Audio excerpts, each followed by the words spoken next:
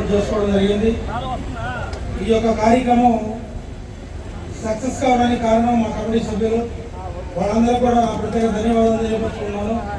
అదేవిధంగా కావలి నియోజకవర్గ ప్రజలు కానివ్వండి, అదేవిధంగా ఇతర ప్రాంతాల నుంచి వచ్చిన ప్రజలు కూడా అందరూ జాగ్రత్తగా ఇళ్ళకి చేరుకోవాలి. అదేవిధంగా ఇక్కడికి వచ్చినందుకు వాళ్ళందరికీ ప్రత్యేకంగా నా అభినందనలు తెలియజేస్తున్నాను. అదేవిధంగా మాకు ప్రత్యేక ఆహ్వానితులుగా వచ్చిన ప్రతి ఒక్కరు కూడా ధన్యవాదాలు తెలియజేసుకుంటున్నాను.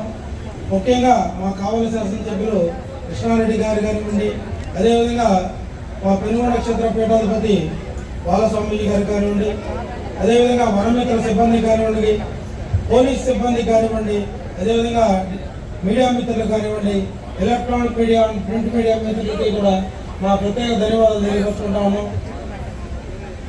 అదేవిధంగా ప్రతి ఒక్కరికి కూడా ప్రైవేట్ సెక్యూరిటీ వాళ్ళకి కానివ్వండి, అందరికీ కూడా ఈ ప్రోగ్రాం సక్సెస్ చేసిన ప్రతి ఒక్కరికి కూడా మా ధన్యవాదాలు తెలియజేసుకుంటాము. అందరికీ నమస్కారం. జై వాసు, జై జై వాసు.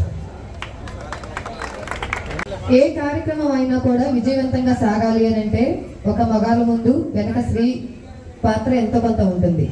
ఇక్కడ తటవర్తి రమేష్ గారు అని అంటున్నారు, కానీ యాజ్ ఏ స్త్రీ పక్షపాతిగా సార్ ఇంత విజయవంతం అవ్వడానికి వెనక మా మేడం శిరీష గారి పాత్ర కూడా చాలా ఉంటుంది.